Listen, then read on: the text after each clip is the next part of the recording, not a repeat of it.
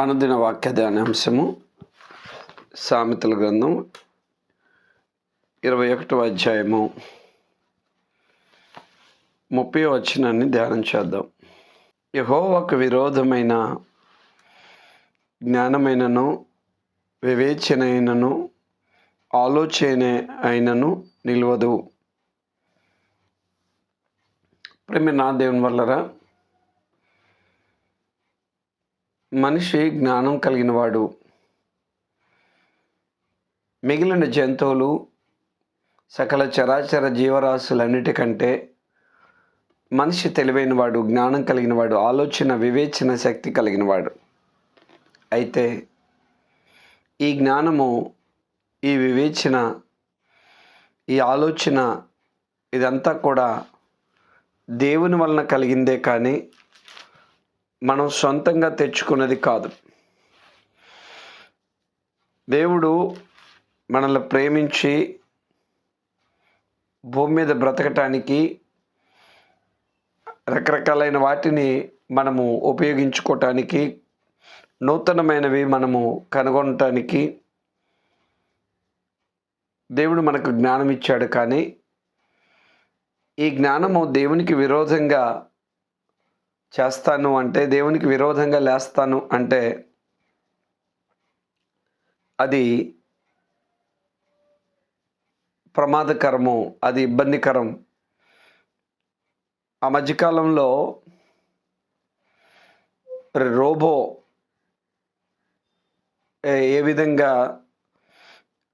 మనిషి మీదకి తిరుగుబాటు చేస్తుందో అనే ఒక చలనచిత్రము లోకంలో ఎంతగానో హల్చల్ చేసింది. రోబో అనే ఒక సినిమా మనిషి తన జ్ఞానంతో తయారు చేసుకున్న ఒక రోబో యంత్రం.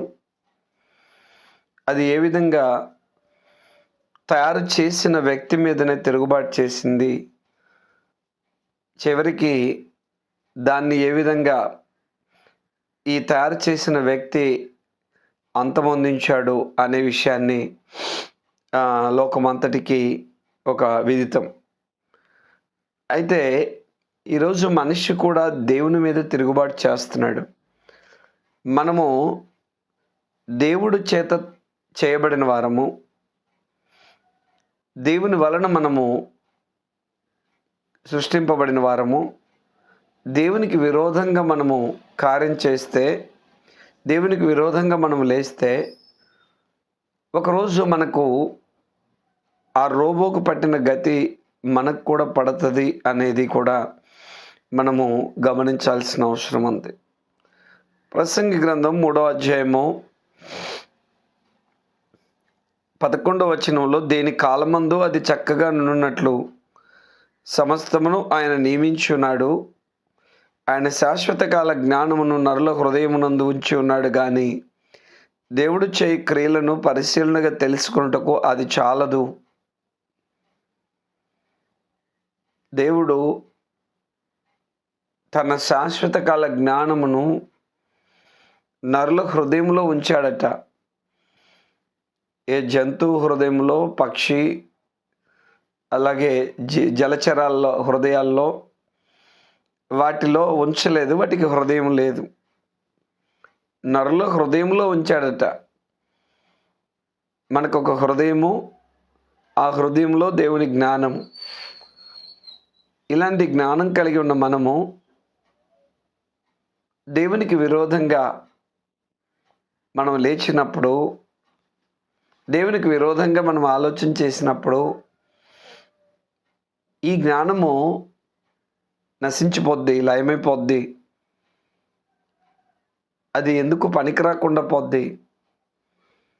నేనే జ్ఞానిని అనుకుని విర్రవీగితే ఆ జ్ఞానము నీకు ప్రయోజనకరం అవ్వదు. ఆ జ్ఞానం నిన్ను నశింపచేస్తుంది. గారు ఏం చెప్తున్నారు అంటే, జ్ఞాని తన జ్ఞానమును బట్టి, సూర్యుడు తన శౌర్యమును బట్టి, ఐశ్వర్యవంతుడు తన ఐశ్వర్యాన్ని బట్టి అతిశయించకూడదు. అతిశయించువాడు దేన్ని బట్టి అతిశయించాలి అంటే, భూమి మీద కృప చూపువాడు దేవుడేనని, దేవుణ్ణి తెలుసుకున్నాను అని, అదే నా జీవితానికి గొప్ప ధన్యతని, నేను దేవుణ్ణి కనుగొన్నాను అని కనుగొనటాన్ని బట్టి అతిశయించాలట, కానీ ఇక దేన్ని బట్టి కూడా అతిశయించకూడదు. ఆ మధ్యకాలంలో మనం ఒక వార్త వింటూ ఉంటాం, ఇప్పటికి కూడా వింటుంటాం. ఒక సైంటిస్ట్ ప్రయోగాలు చేస్తూ ఆయన తిండిని మర్చిపోయాడు, భార్యని మర్చిపోయాడు, ఇంటిని మర్చిపోయాడు, అన్నిటిని మర్చిపోయాడు. ఒకరోజు స్నానం చేస్తున్నాడట.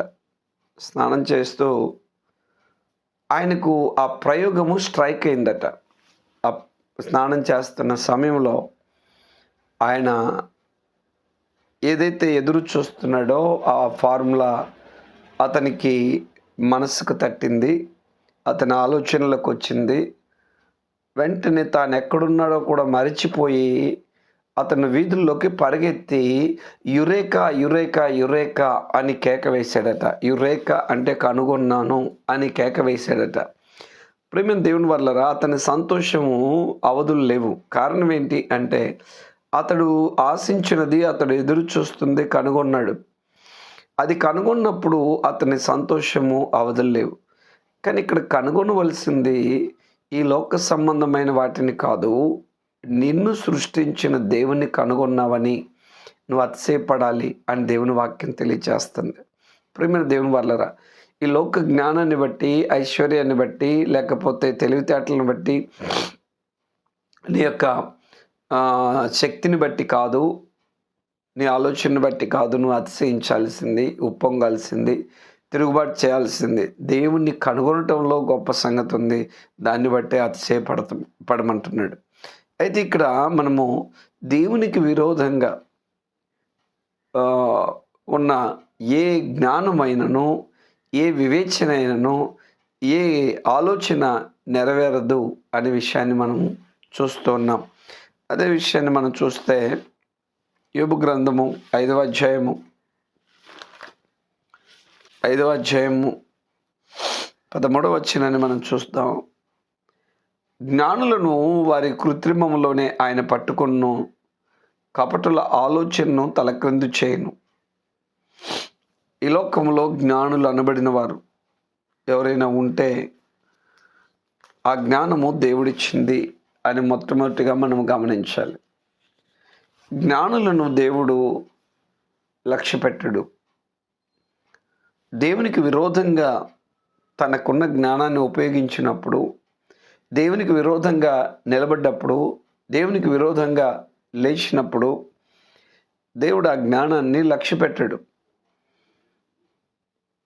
దేవునికి అనుకూలంగా నీ జ్ఞానాన్ని నువ్వు ఉపయోగిస్తే, దేవుడు జ్ఞానం ఇచ్చాడని నువ్వు ఎరిగి కృతజ్ఞత కలిగి నువ్వు జీవిస్తే నీ జ్ఞానము ప్రయోజనకరమే, కానీ దేవునికి విరోధమైన జ్ఞానం అది నిలవదు. ఏమంటున్నాడు? జ్ఞానులను వారి కృత్రిమంలోనే ఆయన పట్టుకొను, కపటుల ఆలోచనను తలక్రిందులు చేయగలరు. జ్ఞానుల యొక్క ఆలోచనలు, కపటుల యొక్క ఆలోచనలు ఆయన తలక్రిందులు చేస్తాడు. యాకోబు రాసిన పత్రిక 3వ అధ్యాయము 13వ వచనాన్ని మనం చూస్తే, యాకోబు రాసిన పత్రిక 3:13లో మీలో జ్ఞాన వివేకములు గలవాడెవడు? వాడు జ్ఞానముతో కూడిన సాత్వికము గలవాడై. జ్ఞానం ఉంది అంటే ఉప్పొంగకూడదు. ఉప్పొంగేది జ్ఞానం కాదు. ప్రేమ దేవుని వల్లరా ఈరోజు విజ్ఞానం, సైన్స్ అంటే విజ్ఞానం. సైన్స్ తెలుసుకోగానే, సైన్స్ నేర్చుకోగానే కొందరు ఏమంటారంటే దేవుడు ఎక్కడున్నాడు అంటాడు. అంటే ఈ జ్ఞానం ఏం చేసింది? సృష్టికర్తను ప్రశ్నించింది. దేవుడు అడుగుతున్నాడు, ఒరే నాయనా, నీ జ్ఞానం ఏ పాటిది? నువ్వు చదివిన చదువు ఏ పాటిది? దేవుడు కలిగించిన వాటిని పరిశీలించి నేర్చుకున్నావు అంతే. మనిషిని చూసి నువ్వు శాస్త్రం నేర్చుకున్నావు, చెట్టును చూసి శాస్త్రం నేర్చుకున్నావు, ఆకాశాన్ని చూసి శాస్త్రం నేర్చుకున్నావు. కాస్మాలజీ అని, జియాలజీ అని, బయాలజీ అని, బాటనీ అని, ఇట్లా ఒక్కొక్క దాని గురించి నువ్వు నేర్చుకున్నావు. ఈ ఆలజీలన్నీ, శాస్త్రాలన్నీ కూడా దేవుడు కలిగిస్తే వచ్చినాయిరా నాయన. నువ్వు మనిషి శవాన్ని తీసుకెళ్ళి ల్యాబ్లో పరీక్షించి ఆ శవములో ఉన్న అవయవాలను చూసి నువ్వు శస్త్రచికిత్సలు ఎలా చేయాలో ఇవన్నీ కూడా నేర్చుకున్నావు. అది గొప్ప విషయమేం కాదు. అసలు ఆ మనిషినే కలిగించిన దేవుడు గొప్పవాడని నువ్వు తెలుసుకున్నప్పుడే నీ జీవితం సార్థకమవుతుంది. ఈ లోకంలో నువ్వు ఎంత ఎత్తుకు ఎదిగినా, ఆలజీలు ఎంత ఎత్తుకు ఎదిగినా దేవుని కంటే ఎక్కువేం కాదు. ఎందుకంటే అన్నిటికీ మూలమైన వాడు దేవుడు. నీ ఆలజీ పుట్టడానికి, ఆ ఆలజీ నీకు ఇవ్వటానికి కారకుడు దేవుడు. అందుకని దేవునికి ఎప్పుడు కూడా మనం ఒబే అవ్వాలి. దేవునికి విధేయత చూపించాలి. మీలో జ్ఞాన వివేకములు గలవాడెవడు? జ్ఞాన వివేకాలంటే వెర్రవేగటం కాదురా నాయన. జ్ఞానముతో కూడిన సాత్వికం గలవాడై తన యోగ్య ప్రవర్తనను, తన క్రియలను కనబరచవలన. అయితే మీ హృదయంలో సహింపనలవి కానీ మత్సరమును వివాదమును ఉంచుకున్న వారైతే అతిశయపడవద్దు. సత్యమునికి విరోధంగా అబద్ధమాడవద్దు. ఈ జ్ఞానము పైనుండి దిగివచ్చున్నది కాక భూ సంబంధమైనదియు ప్రకృతి సంబంధమైనదియు దయ్యముల జ్ఞానము వంటిదినై ఉన్నది.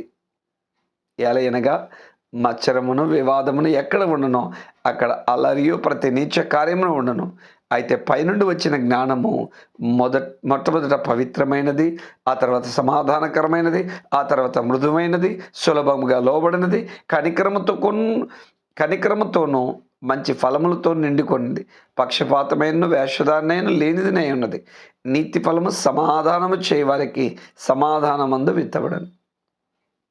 సో పైనుంచి వచ్చిన జ్ఞానము వేరు, భూ సంబంధమైన జ్ఞానం వేరు.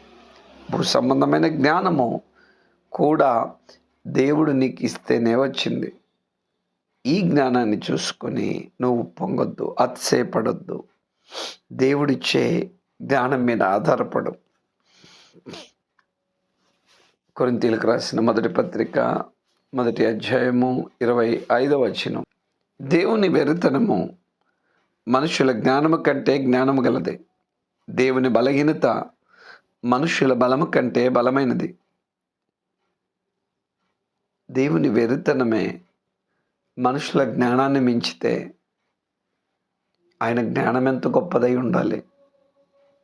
అందుకని మనము దేవుణ్ణి ఎప్పుడు కూడా అండర్ ఎస్టిమేట్ చేయకూడదు. దేవుని తగ్గించి మాట్లాడకూడదు. మన జ్ఞానం గొప్పదనుకోకూడదు. దేవుని జ్ఞానానికి మనం ఎప్పుడు విధేయత చూపించాలి. 3వ అధ్యాయము 5వ వచనంలో జ్ఞానులను వారి కుయుక్తులు ఆయన పట్టుకొను, మరియు జ్ఞానుల యోచనలు వ్యర్థములని ప్రభువునకు తెలియను.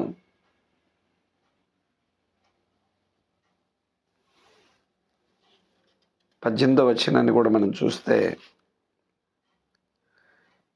ఎవడను తను మోసపరుచుకొనకూడదు. మీలో ఎవడైనా ఈ లోకమంది జ్ఞానిని అనుకునే యెడల వాడు జ్ఞాని అగునట్లు వెర్రివాడు కావాలను.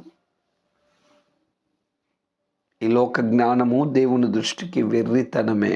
జ్ఞానం ఎప్పుడు ప్రయోజనకరం అవుతుంది అంటే, నువ్వు దేవునికి లోబడినప్పుడు, విధేయత కనబరిచినప్పుడు, మృదుత్వాన్ని కనబరిచినప్పుడు, నీవు నేర్చుకున్నప్పుడు మాత్రమే అది ప్రయోజనకరం అవుతుంది. లేకపోతే అది ఎంత మాత్రమో ప్రయోజనకరమైంది కాదు. అది ఎంత మాత్రము ప్రయోజనకరము కాదు. ప్రేమైన దేవుని వల్ల దేవునికి విరోధంగా ఇచ్చినది ఏది కూడా నిలవదు అని మనం చూస్తున్నాం. కీర్తన గ్రంథము 2వ అధ్యాయము 2వ అధ్యాయం 1వ వచనం నుంచి కొన్ని మాటలు మనం చూద్దాం. ఇందులో ప్రభు కొన్ని విషయాలు మనకు తెలియచేస్తున్నారు. అన్ని జనులు ఎలా అల్లరి రేపుచున్నారు, జనములు ఎలా వ్యర్థమైన దాన్ని తలంచున్నారు. మనం వారి కట్లు తెంపుదము రండి, వారి పాశ్యమును మన యుద్ధ నుండి పారవేయదము రండి అని చెప్పుకొనుచు భూరాజులు యెహోవాకును ఆయన అభిషిక్తునికి విరోధంగా నిలబడుచున్నారు. భూరాజులు యెహోవాకును ప్రభువైన యేసుక్రీస్తునకును విరోధంగా మాట్లాడుతున్నారు, విరోధంగా నిలబడి ఉన్నారు. ఏలికలు ఏకీభవించి ఆలోచన చేయుచున్నారు. ఆకాశమందు ఆసీనుడై ఉన్నవాడు నవ్వుచున్నాడు. ప్రభు వారిని చూచి అపహసించుచున్నాడు. ఆయన ఉగ్రుడై వారితో పలుకును, ప్రచండ కోపము చేత వారిని తల్లడింప చేయును. నేను నా పరిశుద్ధ పర్వతమైన సియోను మీద నా రాజును ఆసీనుగా చేసి ఉన్నాను. కట్టడను నేను వివరించెదను. యెహోవా నాకు ఇలాగూ సెలవిచ్చెను, నీవు నా కుమారుడువు, నేను నిన్ను కని ఉన్నాను, నన్ను అడుగుము జనములు వగైరే సంగతి. 10వ వచనం. కాబట్టి రాజులారా వివేకులై ఉండండి, భూపతులారా బోధన ఉందండి, భయభక్తులు కలిగి యెహోవాను సేవించుడి, గడగడ వణుకుచు సంతోషించుడి. ఆయన కోపము త్వరగా రగులుకొను, కుమారుని ముద్దు పెట్టుకున్నది లేని ఎడల ఆయన కోపించును. అప్పుడు మీరు త్రోవ తప్పి నశించెదరు. ఆయనను ఆశ్రయించు వారందరూ ధన్యులు. చూడండి ఎంత గొప్పగా ఆయన తెలియచేస్తున్నాడు ప్రేమైన దేవుని వల్ల.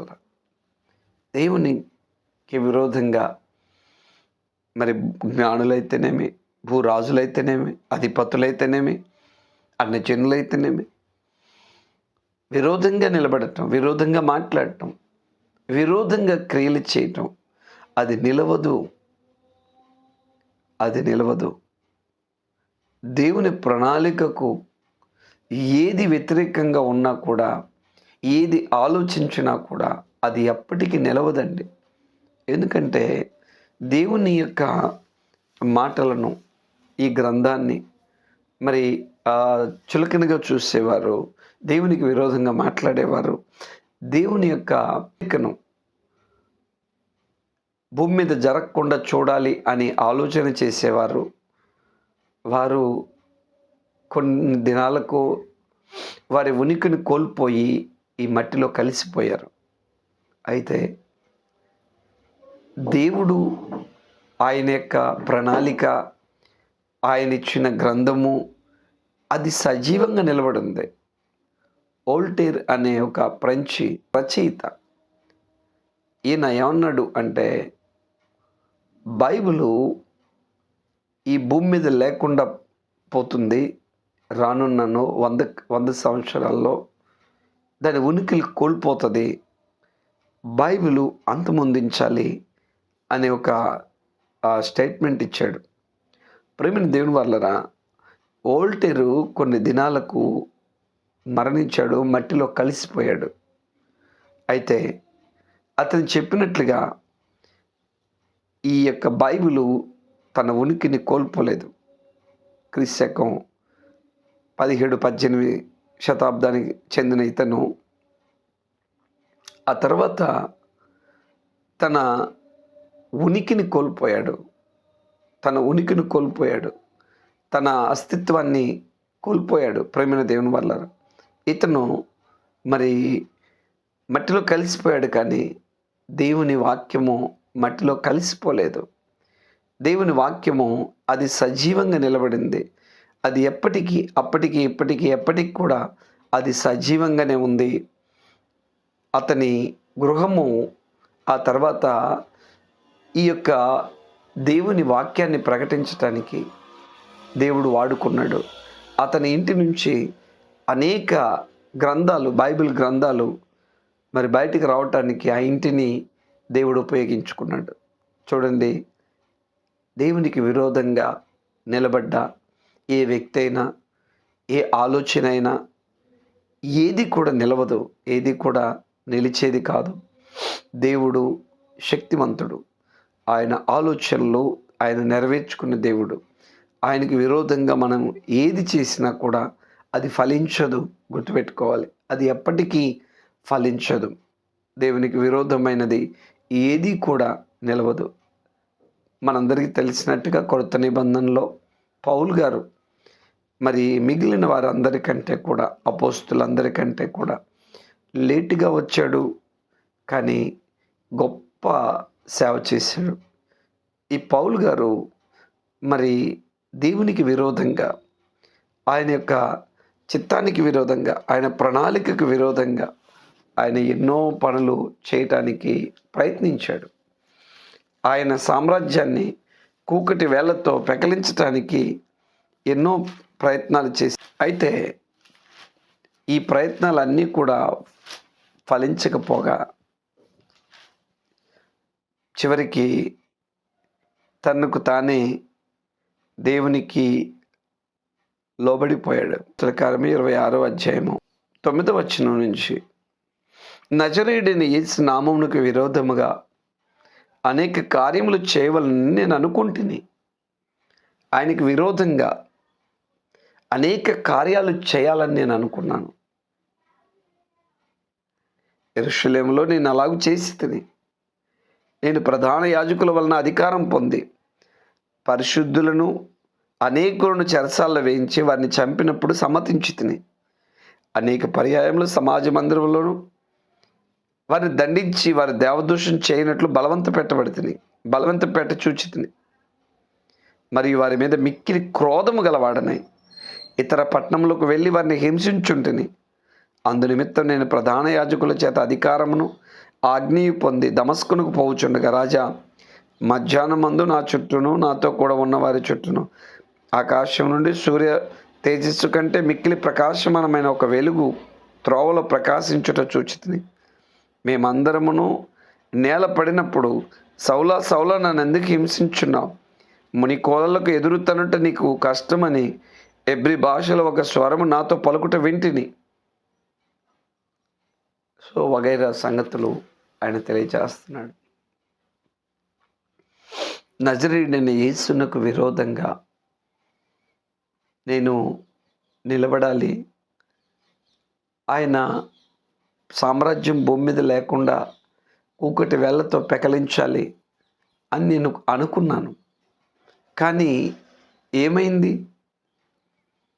నేనే తనకు లోబడిపోయాను, నేనే తన దాసునిగా మారిపోయాను, నేనే ఆయన యొక్క పరిచర్యను నెత్తికెత్తుకున్నాను. ఎందుకంటే ఆయన గొప్పవాడు, ఆయన మానవాళి కోసం తన ప్రాణం పెట్టినవాడు, రక్తం కార్చినవాడు, చనిపోయి తిరిగి 3వ దినాన్ని తిరిగి లేచాడు.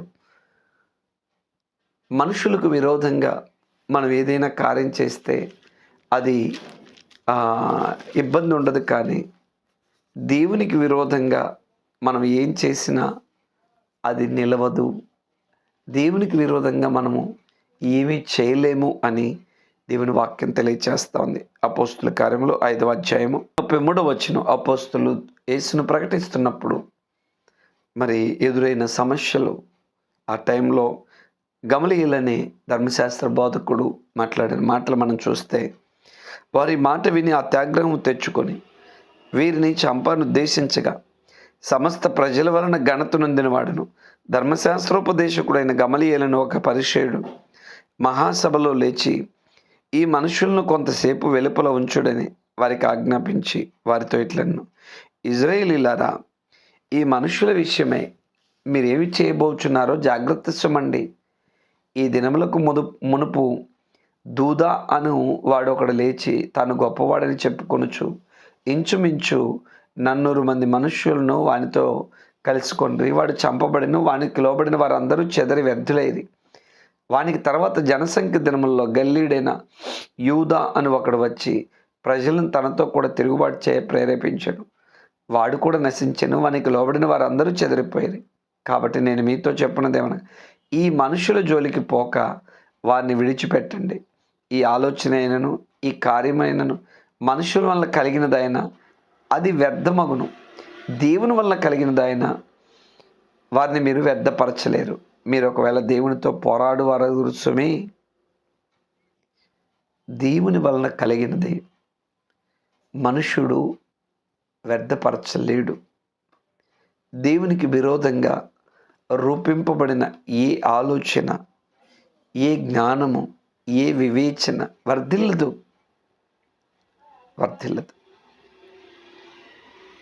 అందుకని మనము దేవుని చిత్తాన్ని ఎరగాలి, దేవుని చిత్తానికి లోబడాలి. మన ఆలోచనలు, మన జ్ఞానము ఎందుకు పనికిరానిదండి? ఇది పనికిరాని జ్ఞానం, వ్యర్థమైన జ్ఞానం. రేపు మనం చనిపోతే మట్టిలో కలిసిపోయే ఈ జ్ఞానం, ఈ మట్టి జ్ఞానాన్ని మనం ఆధారం చేసుకొని దేవుని మహాజ్ఞానాన్ని మనం అడ్డగించకూడదు. అందుకనే యెహోవాకు విరోధంగా ఉన్న ఏ జ్ఞానము, ఏ వివేచన, ఏ ఆలోచన వర్ధిల్లదు. అది ఎప్పటికీ నిలవదు. కొంతకాలము ఒకవేళ దాని ప్రభావాన్ని చూపగలదేమో, కానీ అల్టిమేట్గా విజయం ఎవరిది అంటే దేవునిదే, దేవుని పిల్లలదే. అందుకనే ఈ ఉదయకాల సమయంలో ప్రేమిన దేవుని వలన మనమందరము కూడా దేవునికి విరోధంగా మనము ఏమీ చేయకూడదు, ఏమీ ఆలోచించకూడదు. మన జ్ఞానం మీద మనం ఆధారపడకూడదు, మన యొక్క ఆలోచనల మీద మనం ఆధారపడకూడదు. ప్రతి విషయంలో దేవుని మీద ఆధారపడాలి, దేవుని గొప్ప చేయాలి, దేవునికి మనము అధిక ప్రాధాన్యత ఇవ్వాలి. మనము ఒకవేళ ఈ లోకంలో జ్ఞానం కలిగి ఉన్నాము అనుకుంటే ఆయనకు విధేయత చూపించటం ద్వారా, ఆయన్ను గౌరవించటం ద్వారా, ఆయన్ని స్తుతించటం ద్వారా, ఆయనకు కృతజ్ఞత చెల్లించడం ద్వారానే మన జ్ఞానం కలిగిన వారము అనిపించుకుంటాం. అలా కాకుండా మనం మన ఇష్టాన్ని మనం నెరవేర్చుకుంటూ దేవునికి విరోధంగా మాట్లాడుతూ దేవుడు ఎక్కడున్నాడు, దేవునికి జ్ఞానం ఉందా, మహోన్నతునికి తెలివి ఉందా అంటారంట. ఆయన ఏం చూస్తాడు, ఆయన ఏం వింటాడు, ఆయన ఏం చేస్తాడు? చూడండి ఎంత విరోధమైన మాటలు మనుషులు మాట్లాడటం వల్ల మన యొక్క అజ్ఞానాన్ని మనం బయట పెట్టుకుంటున్నామే కానీ మరొకటి కాదు ప్రేమిన దేవుని వల్ల. అందువల్ల మనము దేవుని చిత్తాన్ని ఎరిగి ఆయన చిత్తానికి మనము లోబరుచుకోవాలని ప్రేమతో తెలియచేస్తూ నేను ముగిస్తున్నాను. ప్రార్థన చేసుకున్నాను. పరిశుద్ధుడా, కృపగల మా తండ్రి, దయగలిగిన మా నాయన, మీకే స్తుతి స్తోత్రం చెల్లించుకుంటున్నాం. విన్న మాటలు అయ్యా వదిలివేయకుండా ఆ మాటల ప్రకారం జీవించగలిగే జీవితాన్ని ప్రతి బిడ్డ కూడా దయచేయండి. నీకు విరోధంగా రూపింపబడిన ఏ ఆయుధము కూడా వర్ధిల్లదు అని నీ వాక్యం ద్వారా సెలవిస్తున్నావు. దేవానికి స్తోత్రం. ప్రతి ఒక్కరు కూడా నీ జ్ఞానాన్ని అయా, నీ యొక్క ప్రణాళికలు, నీ ఉద్దేశాలు ఎరిగి అయా మేము జీవించటానికి, మమ్మల్ని మేము నీకు లోబరుచుకోవటానికి అయా జ్ఞానం కలిగిన వారుగా భూమి మీద నిన్ను మహింపరచటానికి కృపను అనుగ్రహించమని మీ పాదాల చెంత బ్రతిమాలుకుంటున్నాం. సహాయం చేయండి. నీవే జ్ఞానవంతుడు, జ్ఞానము నీ యొద్ద నుండే వస్తుంది ప్రభా. మాది మట్టి జ్ఞానం అయ్యా. ఈ లోకంలో నీ క్రియలను అయ్యా మేము ఎరగటానికి, ఈ లోకంలో బ్రతకటానికి నువ్వు జ్ఞానం ఇచ్చావు, కానీ ఇదే గొప్ప అని, ఇదే అల్టిమేట్ అని అయ్యా నీ మీదనే తిరుగుబాటు చేయకూడదు అని నా తండ్రి నీ వాక్యం ద్వారా నువ్వు మాతో మాట్లాడిన ప్రతి మాటను బట్టి కూడా మీకే స్తుతి స్తోత్రం చెల్లించుకుంటూ, ఇదిగో నా తండ్రి, ఇది మంతట్లో మేము చేసే ప్రతి పనిలో, ప్రయాణంలో సమస్త తోడుని నడిపించమని దేశ నాయకులను, ప్రపంచ నాయకులను కనికరించి వారు నిన్ను ఎరగటానికి అయా నీ జ్ఞానం చేత ప్రజలను నడిపించటానికి, నీ చిత్తానికి తమను తాము లోబరుచుకోవటానికి, నీకు విరోధంగా నాయన నిలబడి ఏలికలు నాయన మాట్లాడకున్నట్టుగా కృపను అనుగ్రహించి మీరు మహిమ పొందుకోమని, మరి ఏ పాపం మమ్మల్ని ఏలుబడి చేయకుండా మా తలంపుల కావలి ఉండి మమ్మల్ని రక్షించమని మా ప్రియుడు మా రక్షకుడైన క్రీస్తు యేసు నామమున ఈ ప్రార్థనడి వేడుకొంచున్నాం తండ్రి. ఆమేన్.